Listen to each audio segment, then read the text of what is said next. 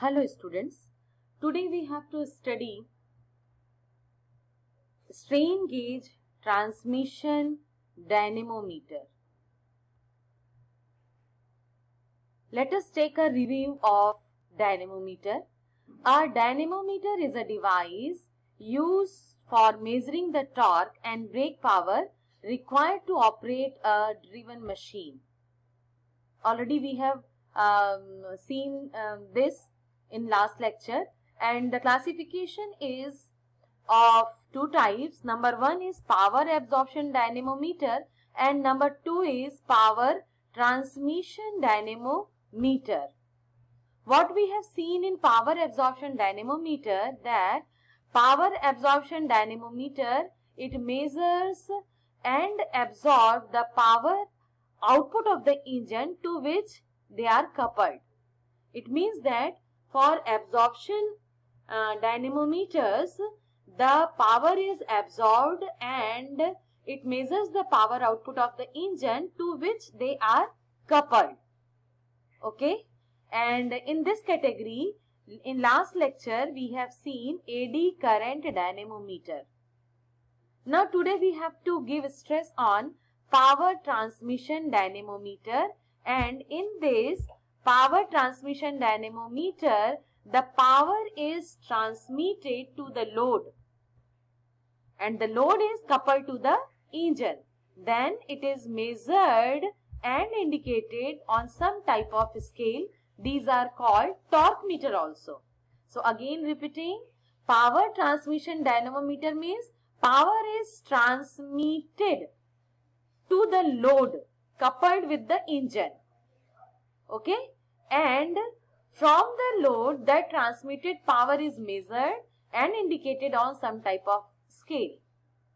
Generally it is a type of torque meter. Now the former one, that power absorption dynamometer, it is based on the power absorption, and in this method just I am showing you how the structure works. In this you will watch that a coupling component that connects the dynamometer rotor with the driving shaft.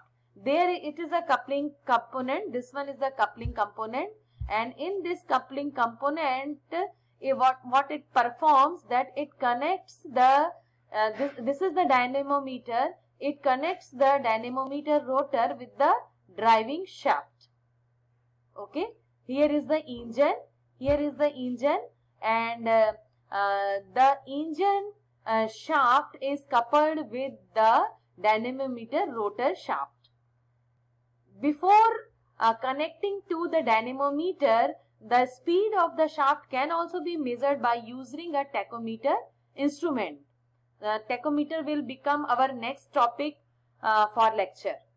And this is the complete housing of dynamometer, and mostly power absorption dynamometers are used for measuring braking torque, and this is the meter scale where the reading of braking torque will be shown, and this is the braking scale.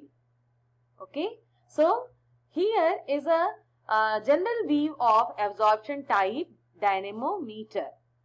Now what happens in power transmission dynamometer? In power transmission dynamometer, the measuring torque through sensors. Here are sensors which are used to measure torque. Usually strain gauges. Strain gauges. Now what is a strain gauge? A strain gauge is a long length of conductor arranged in a zigzag pattern on a membrane. Membrane means very small size and shape, where very thin, just like hair structure wire, are connected, arranged in a zigzag pattern. And when it is stretched, its resistance increases, or when it is compressed, then its resistance decreases. Okay, the strain gauges are mounted in the same direction as the strain, and often the 4 strain gauges are used, and they form the Wheatstone bridge combination. So these strain gauges are placed on the driving shaft and deform as axis rotation. So let us have a look on the picture. Now this is the picture which I am going to show you. Now this is the schematic diagram with the electrical circuit of strain gauge. Actually this is the membrane.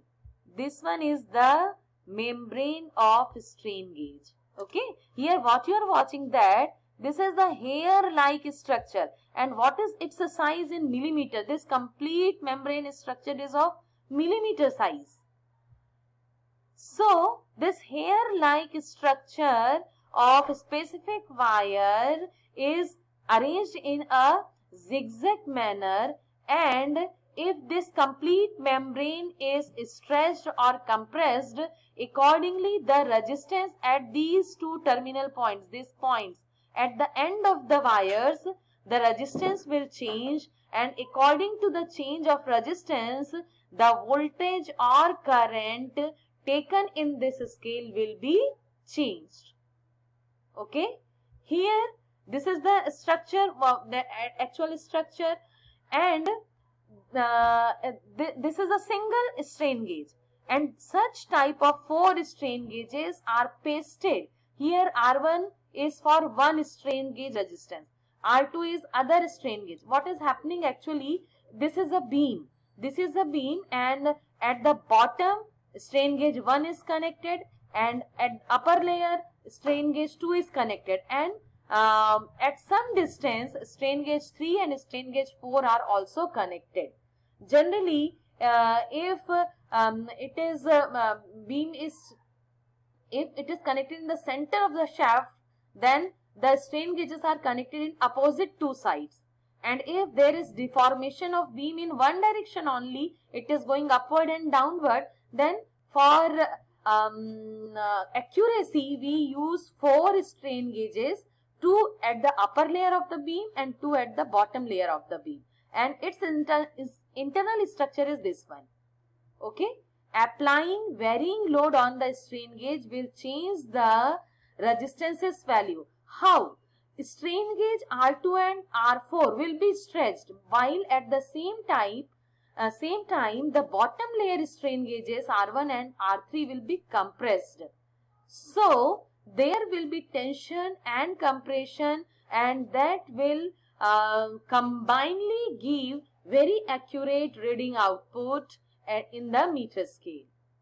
This is the electrical diagram. This one is the electrical diagram which is forming a Wheatstone bridge. This is R1 and R3 at the opposite sides, and R2 and R4 are all of the opposite side, which is supplied with the voltage source, and this is the meter. This meter is actually this V1 voltage meter. Okay, here some values are taken. As we know that the ohm value is very little amount. Okay, with respect to this 0 volt, the 10 volt supply is connected at the another terminal, and this voltage is read out here at the middle of the bridge arm, and this is the formula. So this is the concept of strain gauge. Later we will study strain gauge in detail also for the measurement of strain. But here what we are watching, that this strain gauge is having the tendency of deformation of its structure, and due to that deformation at the end of the two terminals the resistance is changing, and due to the resistance change the meter scale will show the voltage change, which will be actually calibrated in terms of torque. Okay. Now let us have a look on the transmission dynamometer. What the transmission dynamometer is? The transmission dynamometer are also called torque meter, and they mostly consist of strain gauges fixed on the rotating shaft. Now if this is a rotating shaft, see this one is the rotating shaft. The central horizontal line is rotating shaft. This input shaft from the engine is coupled with the output shaft of the load, and the beam is working as a load. And here this is the strain gauges. This is strain gauges on the upper layer and the bottom layer of the beam. The strain gauges structure are pasted, and this is the beam. Here also this is the strain gauge. So there may be two, but generally we are taking 4 strain gauges which are pasted on the upper layer of the beam and the bottom layer of the beam for getting accurate reading and greater compensation to temperature, because we know that any conductor is having deformation due to rise in temperature or decrease in temperature. So for the temperature compensation also, the 4 arms of strain gauges forming Wheatstone bridge are used. So this is the cut wave of the strain gauge transmission dynamometer. I hope that with these figures you will be able to understand in a proper manner. And transmission dynamometer measures brake power very accurately and are used where continuous transmission of load is necessary. Here in this figure, the transmission dynamometer which employs beams and strain gauges for sensing torque, and this torque is generally calibrated in terms of brake power. Okay. Now these are mainly used in automatic units. So these are the applications in automatic units. These are mainly used.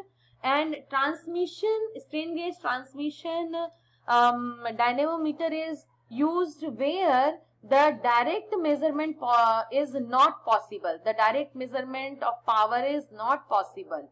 Okay. Due to any hazardous condition or high power application, if it is not possible, so what we can do, the input shaft can be coupled with the output shaft, and the load is connected with the output shaft, which is tackling the torque as well as power, and from there the strain gauge formation in the form of Wheatstone bridge, it measures the voltage, and we know that in electrical terminology, the power is directly proportional to the square of voltage. So in this way also we can measure the power. Now the structure, the real structure, the housing structure is like this one. Here this is the engine, this is the coupling component, input shaft, output shaft. This is the housing of strain gauge transmission dynamometer. The speed of shaft can be measured using tachometer before dynamometer, and here the torque measurement sensors, the sensor is here, strain gauge is used, and the torque reading or power reading can be directly displayed on this meter scale. The digital meter can be used because the sensors give the electrical output, and we can use the digital technology for displaying it in a digital meter. So this was the concept of strain gauge transmission dynamometer, and after hearing this lecture, the students must be able to give the answer of the question which I am telling you. What is strain gauge transmission dynamometer? Explain the electrical diagram as well as its construction and explain its working. So what you have to do? You have to explain the concept of strain gauge transmission dynamometer along with its electrical diagram and construction. I hope you have understood in a well manner. Now what you have to do? You have to stay connected with my lectures. Stay safe, stay at home. Thank you.